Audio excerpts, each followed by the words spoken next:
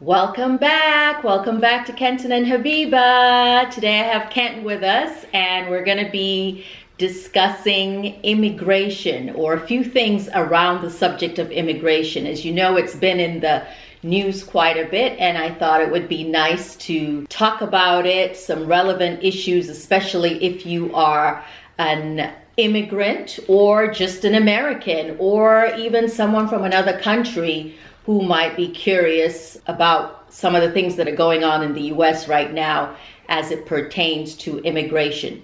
So before you start, I want to say that wherever they send you, I'll write to you often, and I'll think of you fondly. He will think of me fondly when wherever. You're back in Nigeria. Oh, okay. See, what he doesn't tell you is that he's a naturalized immigrant too. I'm a naturalized immigrant, and so if they're sending me away, he's going to get sent away too. I'm going back to Nigeria.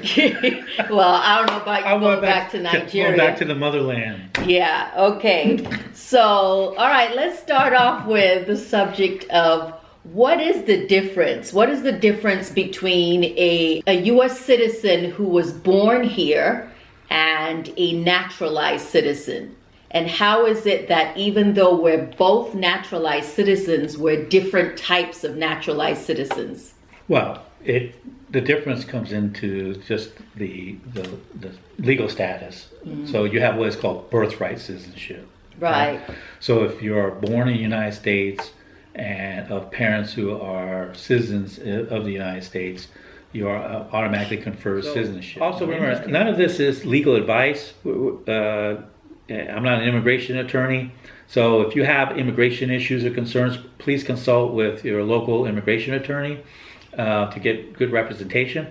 What we're talking about is, again, just more specifics in regards to the policy. So this is more of a policy discussion, and also just talking about the impact in general. So this is more for information and education, and it's not in any way deemed to be legal issues. Now, the interesting thing about citizenship is that in the creation of this country under the federalist system, citizenship was actually established by each state. Okay. So it didn't become a birthright. It was actually citizenship was given if you were initially a landowner and if you were male.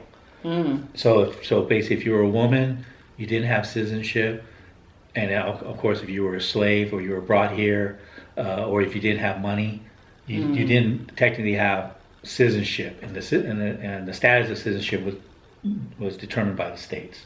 It wasn't until the federal government and federalization, as the central government grew, and then after the Civil War under the 14th Amendment, then you were given birthright citizenship, and then laws that were conferring then the naturalization process. Naturalization process is where you then apply to become a citizen.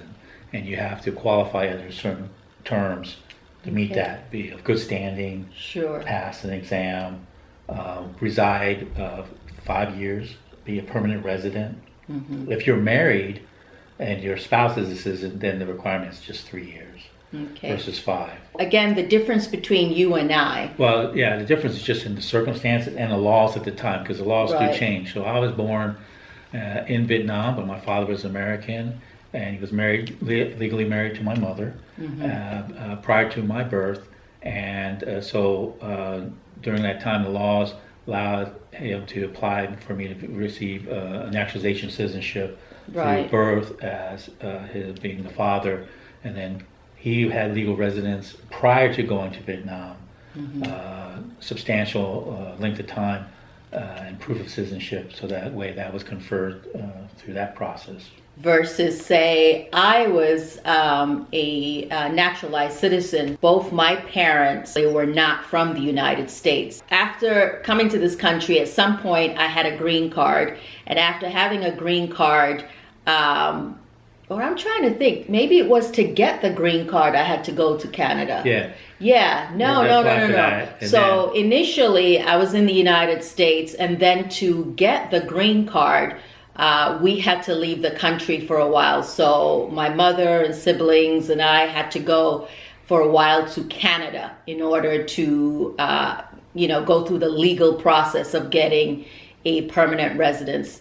So at some point after living in the United States as a legal resident or permanent resident, 5 years, then I was able to apply for citizenship. And that's where, and that's where you took the exam and then you were sworn in South Carolina. I was there. Right. So this is before we had children. Yeah. So bottom line is I was a permanent resident for several years before becoming a U.S. citizen. Whereas Kenton was a U.S. citizen, I guess, at birth. Well, shortly after birth. Right. So I wasn't a citizen at birth because I was born abroad. Right. But again, my father is an American citizen. He was legally married to my mother. Right. So, and then had me, and then he applied for citizenship for me through that program. So anyway, this isn't about us. This is just to illustrate the point of the differences for those who didn't understand. How complicated it can be. Right. So it's not just one cookie cutter, one size fits all. Right, because I get questions quite a bit on previous videos about why would you be fearful or why would you be concerned about being stopped if you're supposedly a U.S. citizen. I mean, being a U.S. citizen doesn't change the fact that I still have a foreign name. It doesn't change the fact that I'm still a black woman in America. It doesn't really change how I may be perceived on the surface, right? Thinking about flying undocumented in the United States after Donald Trump takes office? Think again. Those days are over. 65% of the undocumented people in the United States entered on a visa and overstayed. And everyone knows you can go through TSA with a foreign passport and board a plane because it complies with the Real ID Act. But hold on, folks. There's more. President Trump and his administration will direct TSA and DHS to put anyone that flies on a foreign passport in secondary inspection. Then that official will look to see if your visa is still current. If it's not current and you're a visa overstay, it is very likely you will be taken into custody and your deportation will commence. President Trump wanted to start this process in his first term, but he will definitely do it in his second term. It doesn't require a lot of effort, time, and money to just direct the TSA and DHS officers to do this. So I hope you have a Merry Christmas in 2024 and a Happy New Year. I hope you have safe travels because those days will be over. The next question I wanted to ask Kenton was about who can vote. When you think about people in the United States, which groups can vote? Can permanent residents vote? Can people who are just traveling here with a visa vote? Can obviously U.S. citizens vote? But out of those groups, they choose not to. Who can vote? Yeah. Right. Who has the right to vote? Right. Yeah. Who has the right to vote? And again, it's not a straightforward answer. So basically, to vote in a federal election, you have to be a U.S. citizen. And what does that mean, federal election? A federal election means like the presidency or the Senate races or any election that is involving a public office that's held federally, federal government. That's what it means. So that's going to be any type of election that is going to that's non-appointed. So that's going to be the president, vice president, senators, Congress. During a presidential election cycle, you can't vote in that if you are not a citizen. So that means if you're a permanent resident, a green card holder, you can't vote in a federal election. Okay? Regardless of what state you're in. Yeah. Federals across all the United States. However, local elections, depending upon the jurisdiction's statutes, that means their local laws and ordinances, you may be able to vote as a permanent resident in that. So that means that what are you talking about? City council, the local dog catcher, whatever is the local elections, or judges, the county. Maybe. It could be state too, statewide, because that's not federal. So basically off federal elections cycle. So basically anything that could be state or local municipalities, you may be able to, but again, that's going to vary by the rules and statutes or laws of that state or municipality. Sometimes you see in the media that they talk about, they're letting illegal immigrants vote to skew the numbers. Yeah. What's your thoughts on that? Is that possible? Is that not possible? No, it's baseless. I mean, anything's possible, but again, possible doesn't mean that it is at the levels that's going to skew or create that type of fraud that they're talking about. You're just, it's that kind of thing of saying like anything's possible. It's just like saying you can drive a car with your knees. That's very possible, but it's highly unlikely, and it's not going to be successful for the long term. So same thing, unless a municipality or locality is completely incompetent and that they're just allowing everyone to vote, then yeah, it's in the realm of possibility. But technically, it's very on the unlikely. books, no, illegal no, because immigrants first do of all, not vote. because first of all, you have to show proof of residency. You got to show proof of citizenship. You got to register, so you got to get a voter registration card. So you don't just show up. You can do an on-spot registration, but there still has to be some voucher where you have to present some sort of ID and so forth. On the subject of mass deportations, which I was going to say is that I'll send you a care package wherever you go. Kenton, if I get deported, your ass is getting deported too. Or you coming with me. But anyway, no, seriously, on the subject of mass deportations, who needed to be concerned? Well, anyone, based on anyone that's here in the United States unauthorized. So, I mean, they should be concerned.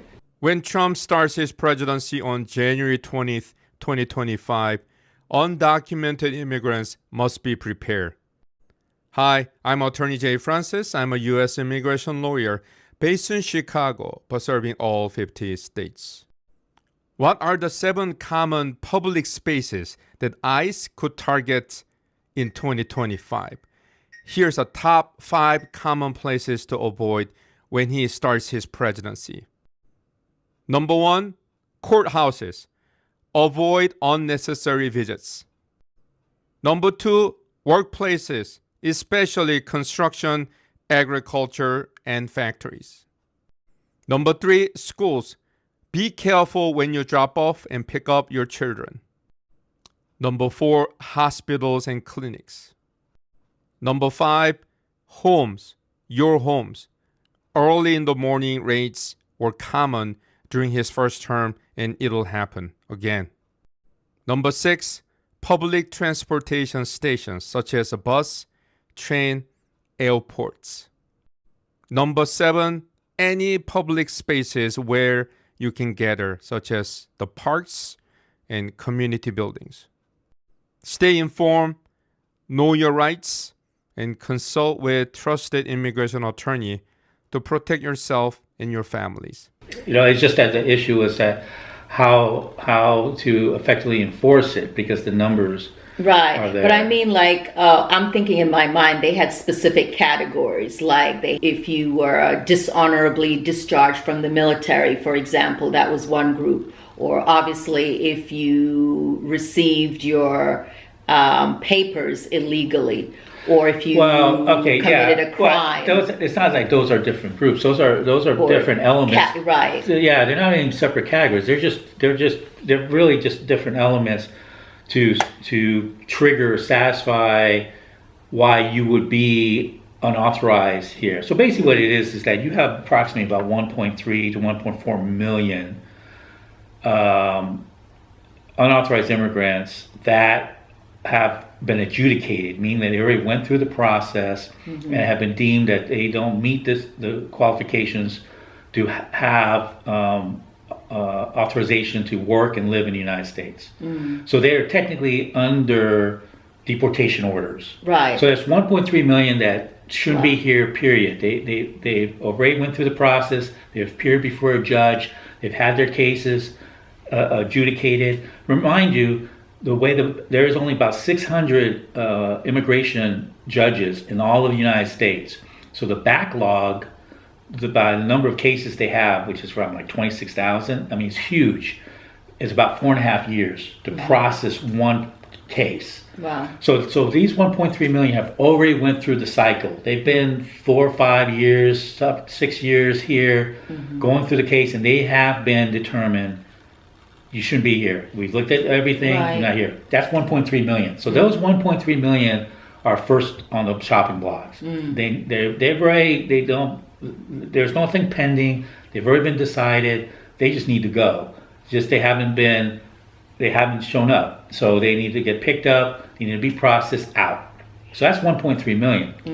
The issue is that you have now the other unauthorized immigrants that are in the process, whether they're seeking asylum, whether they have cases that are pending because of the backlog.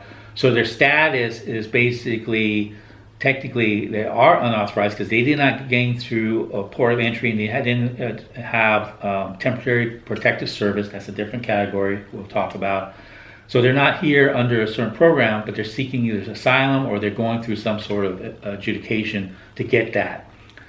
That would be the next group. That's the largest group. Why is it a little bit different now, or why does it feel like there are additional peoples that are worried? Well, because what it is that, Biden actually has deported more people than actually the Trump program, because he has kept in a lot of the enforcement pieces in, and also that in also the processing, but he allowed also like TPS programs for areas that are hit by either... What is TPS? Temporary Protective Service, or status, temporary protective status. So like the Haitians in Springfield, because either economic or environmental disasters, natural disasters, earthquakes, hurricanes, stuff like that. So they allowed those individuals, if they qualify for that, just like you have refugee programs. So those are another type of program, and those are temporary. They happen during a specific point and so forth. Right. So these are individuals that have either crossed the border, they've gone into the United States, and then what it is, then they've been here, and then they then seek to gain asylum or to get some sort of status, and they then go through the process. Okay, so versus the first group we just talked about, where they've already gone through the program and they said, no, you don't qualify, and they need to leave immediately. Sure. So that's the first group. Then the second one is then finding those that are still here illegally, because see, like you said, you mentioned that, see, to get your permanent green card, right, you had to leave the United States. Right. And that's part of the rules, is that you need to be outside the United States. You can't technically be here while your case is being adjudicated, unless you are under a protected status or under a refugee or asylum program. If you're here illegally, you shouldn't be here at the time, and so that's also part of what mixed things up. And that's a huge amount of people that are in the program. So if Biden's been doing this all along, what is Trump's position that makes it different? Okay, what's Trump's position is different is that he is going, instead of doing a gradual process, he's going straight where he's deporting them all. So he's not, instead of saying, okay, we'll get, we'll that's start his position. If he does it. Well, that's what he's planning to do. It's not if, it's a matter of when. So really the question is how far and how fast he's going to go. Because this is a challenge, because there is also an economic impact that can occur. So just to give you an example, in North Carolina, the number of unauthorized immigrants that work in agriculture, in pig farms, chicken farms, cotton, agricultural, and construction, building homes, building stuff. The number there is that it's at the level that if you remove every one of them, it would reduce the state GDP, gross domestic production, about anywhere from 6 to 10%. We're talking about a couple $2 billion. We're not talking about small amounts of money. And this is just illegal immigrants. Unauthorized immigrants. That's just the illegal one. And then you have those that are in temporary protected status, TPS. We have about 14,000. Okay, you say, well, what's 14,000? Well, again, that's about the size of a small town. And this is the other thing that people don't think about, is that those that are here, that live here, there is what's called a public charge rule. So those that are here unauthorized, they can't get benefits like Medicaid or social service or those type of benefits. They pay into those systems, because even though if they work and they pay taxes, they don't get those benefits.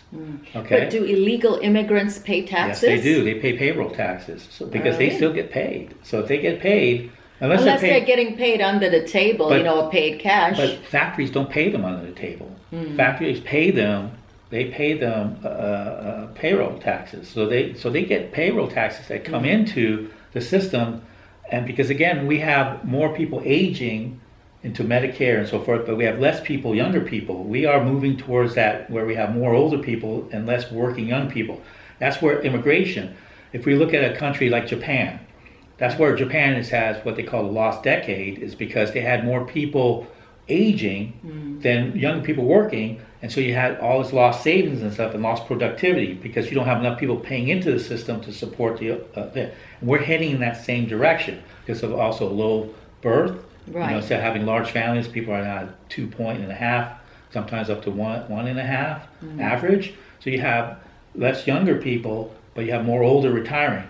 To fill that gap is immigrants, working immigrants. Right. So again, here you have the temporary protected status. Once it's 14,000, but again, they live and work in the community. And that's just North Carolina. And that's just North Carolina. So if you think, you start adding it up. So in North Carolina, you have 14,000. Then you have what is called the personal consumption expenditure, PCE. What that is that everyone spends money, especially in the holidays, right? Well, if you remove people out of the community, and we've seen this happen living in rural areas, if you have less people spending money, you then have a sudden downstream effect on small businesses. So the average PCE in North Carolina is $47,000 and some change. So think about it. That's what an average person spends in a given year. In certain areas, it's going to be more because your pay is more. So in the triangle area, you're going to spend more. But in rural areas, you can spend a little less. But on average, it's 47. So if you times that, 47,000 and some change to 14,000, you'll find that basically the personal expenditures into the economy of just 14,000 people is almost... It's huge. It's almost $1 billion. It's about $800 million. So I guess the point is that without saying it, it benefits the country to have all these illegal immigrants here. Is that what you're saying? Well, that's why it's complicated. It's complicated. It's an off benefit. Now they are here legally. The TPS, this temporary protected status. Yes, it's temporary, but that's the whole point, is for them then to move into citizenship. So this is why this goes to your point of why things are different. Is that's why every administration has been struggling, because they know that if you just take people out, you can technically, in certain areas, tank the economy. You can tank the economy. It's just like, you can tank it, and tank it in a way that it's very difficult to recover, because again, they're working labor jobs, that hospitality. Right, or even nursing. I've heard a lot of people comment that, if they start nursing, taking... if you're talking about... Although you would assume those people are obviously legal, because you can't come to the United States and be a nurse. But see, this is the things people keep in. TPS is a legal status. So they are here legally. They're just not citizens. But they're still here legally. Right? So that's it. Just like a permanent green card holder is here legally. They're not citizens yet. See, again, this is where people have, and that's why sometimes in the discussion, people throw these stuff out, but it's a complex system. And so if you just remove people, so that's why it's been like, okay, let's try to do a measured, slower approach. The difference is that with Trump, there's no discussion about any of those type of impacts. It's just about get them out. And somehow it'll just fix itself. And in some communities, you may be able to, the shock, that's going to be then like basically urban communities, like here. So you might have some shock, but there's enough income to work it out. But in a smaller community, in a rural agricultural community, you remove 10 families, it makes a difference, because that's 10 families that are not going to be buying at the local grocers. That's 10 families that are not going to be basically spending money at the shops. And then if it's 20, it's 30, then you start seeing, wow, this is going to be, it's going to make an impact. So that's just TPS alone. Then we also have what is called Dreamers. That's the DACA, right? That's the deferred.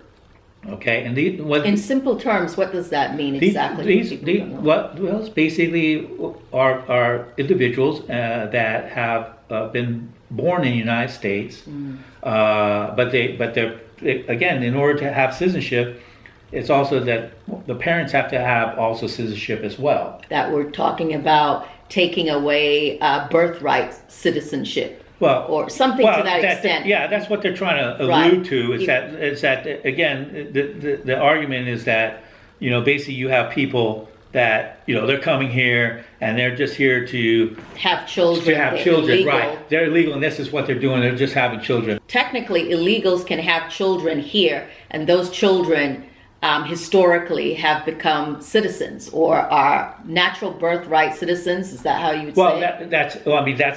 That's what. And again, it's complicated because again, you know, because the reading of the 14th Amendment, where natural birthright citizenship was created, because this was one of the things is that was the argument from giving citizenship to not only the slaves, but the descendants of slaves. So and that's the whole point with the Civil War was that in the 14th Amendment was then to have African Americans have not only the rights to vote, but because to have the right to vote is to have citizenship.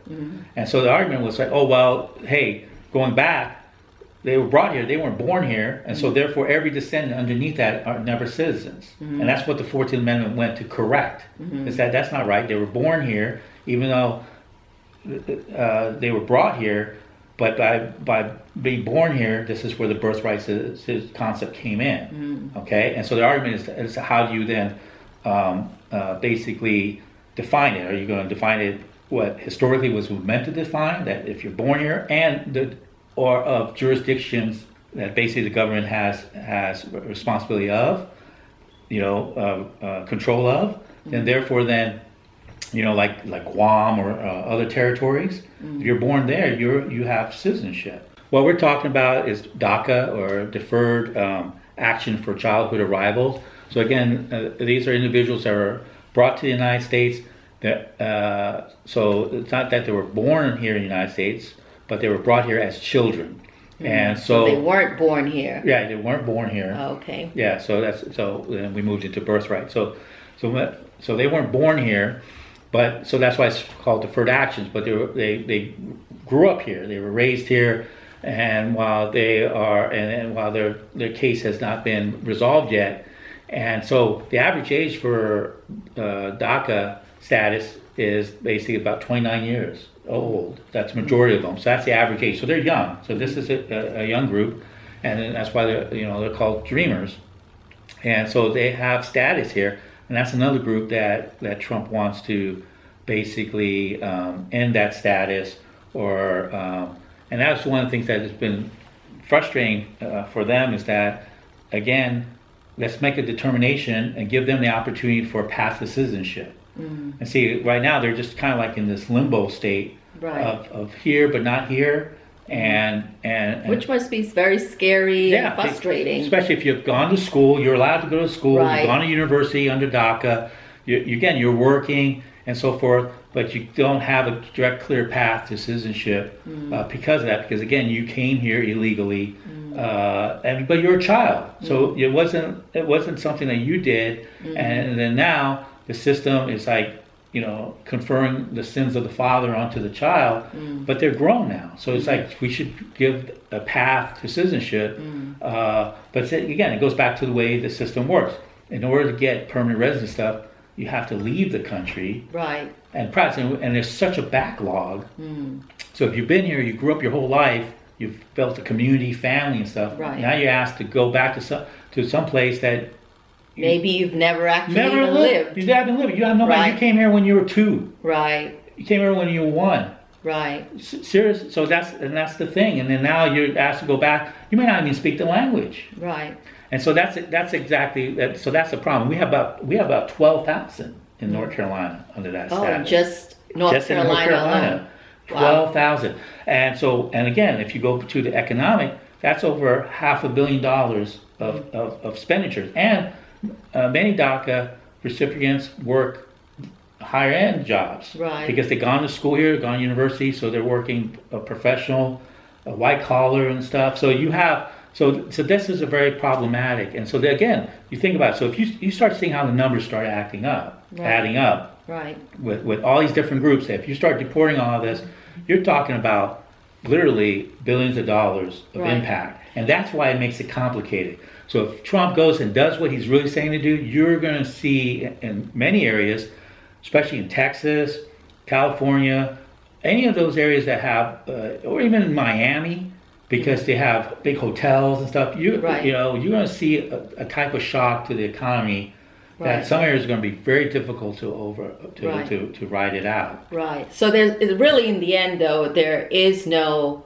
easy solution, because it isn't that Democrats didn't want some of these people deported, the ones that were obviously illegal. It wasn't that, that they didn't want them to be deported. It's just that the process, when done legally, is very slow. Yeah. And well, that's really the thing, is that if you want to fix the system, you have to look at all levers. So it's like, yes, we need to have a system that's robust, that if you're here illegally, you need to do things the right way, just like how you applied, had to meet the criteria, gainfully employed, do all those things, had to be sponsored, had to have it, then you came in. That's the right thing to do. The problem is you have such a backlog. You don't have enough judges, you don't have enough advocates to process people for 4.5, 5 years. Right.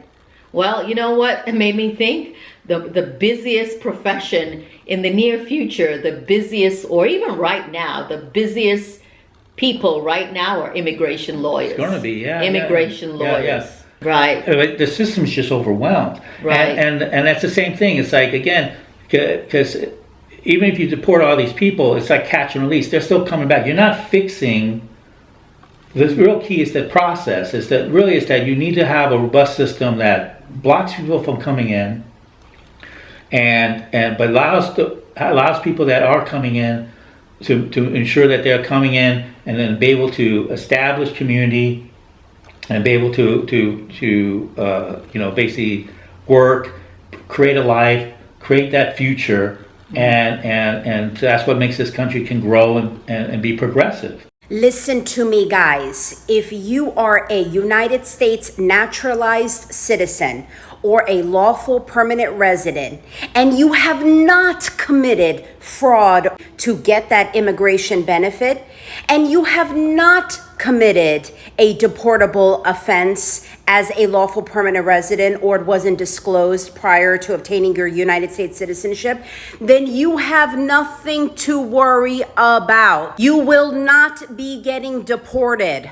I've read Project 2025. I read it when it first came out. And if you read it, it specifically targets those that have committed fraud for the denaturalization process. Trump's mass deportation plan is targeted to people in the United States that do not have legal status, undocumented, illegal, but they don't have legal status. His first priority of these groups of people are those that have committed crimes. So you are undocumented and you have committed a crime, you are on the top of the list of being deported. If you haven't done any of those things, then you don't have anything to worry about. So we all need to take a deep breath. Breathe with me, everybody. You're not getting deported. But what about the subject of denaturalization? I've heard that put out. Yeah, I mean, how possible is that, and what groups, or what types of people need to be concerned about being denaturalized? Well, again, this is the thing, is that this is not by no stretch of the means, this is not a dictatorship. Right. So at least not yet. No, it's not. I mean, look, this is the thing. I mean, it seems like it might move towards that. Well, it's just going to be challenging. But the thing is that you still have 3 branches of government. Mm-hmm. All right, and it's in many ways it's like herding cats. it sounds all good on paper and stuff, denaturalization, and Stephen Miller can say all he wants to say, but again, you have some constitutional restrictions. You also have issues of, can you really retroactively go back and denaturalize? No, you're not. So that means that you have to then change how you define certain things. You're going to get legal challenges to that has to work through the courts. They'll probably end up in the Supreme Court somehow. It's not going to get fast tracked, so you're going to talk about a couple of years going in. The short of it is, even if it were possible, it would literally take years. It'll take years. Nothing. I mean, you can't even process a standard immigration issue. So now think about it. We're 4.5 to 5 years back on just standard immigration. Mm-hmm. Then you add that on top of naturalization, right? Then you want to add, even before that, you add that on top of deportation. Mm. You're going to deport the 1.3 million, sure, because they're ready to be deported, because they've already been adjudicated. Mm. But now you're going to go and deport others that haven't been adjudicated, and now they're going to, as you can see, there's going to be an appeal process, there are going to be some due process challenges, okay? Unless, again, of course, if they're criminals and stuff like that. But if they sit there and they're working and they have families and they have clean records, it's going to be hard. It starts to become, again, appealable. Well, that's going to jam it. So again, nothing in any of these discussions is anything about fixing the system itself. Right. Right? Are you hiring more judges? No. So I just told you got only 600 immigration judges. If you're not going to change any of that, how do you expect them to process anything else? See, that's the thing. I mean, even here in the United States, you arrest someone, they still have to show up in court. They have to have a hearing. See, that's the saying. It's like you can't, in a wave of a wand, change our whole judicial system. Right. He's still the president. So that's the thing. He's an executive officer. He's not the legislative branch, and he's not the judicial branch. We have 3 branches. We'll see. Well, we'll see all we want. Okay, so that's what I'm saying, folks. We'll see which is going to happen. All right, so folks, so if you have more questions or topics that you'd like to add to the discussion, let's keep it going. Right, because the subject of immigration is a really large, really broad issue. There's so much more to talk about. For example, we didn't get a chance to talk about Americans who are getting married to foreigners and how easy or difficult it is to come to this country. Or if you're planning to get married to a foreigner, or maybe you're in a relationship with someone abroad, and how these policies are going to affect that person or your spouse coming to this country. As an immigration attorney, here's my advice for couples who are about to do the marriage-based green card. The next 4 years are going to be something different. Those waived interviews and fast processing times likely out the window. When I tell my clients, give me all the evidence, give me all the evidence. I don't want you risking denials or delays, so make sure you have as much of this list as possible. This stuff should all be ready at the time that you're filing the petition. If your spouse came in on the parole program that was enacted under Biden, put your application in yesterday. If you're on DACA, married to a U.S. citizen, and you haven't filed your papers yet, file it today. A marriage-based green card is one of the most straightforward paths to legal residency in the United States, so of course expect that there's going to be stricter scrutiny and it's going to be much harder. So if you have any specific, concerns that you think would benefit everyone else, maybe, or you have a personal story to tell, feel free to leave it in the comments. Or specific to your area. We like to hear from people from all across this country here. Yeah, because again, we talk about North Carolina. We're more than happy to look at if you have hey, let's talk about another state or where you're at, Georgia or whatnot, or New York. How would that impact look like? What are the possible ramifications of those type of actions? All right, folks, thank you so much for listening. I hope you got something out of this. Hopefully you learned something new, or it reinforced what you already know, or maybe it irritated you. I don't know. I'm not sure, but let me know in the comments what you think.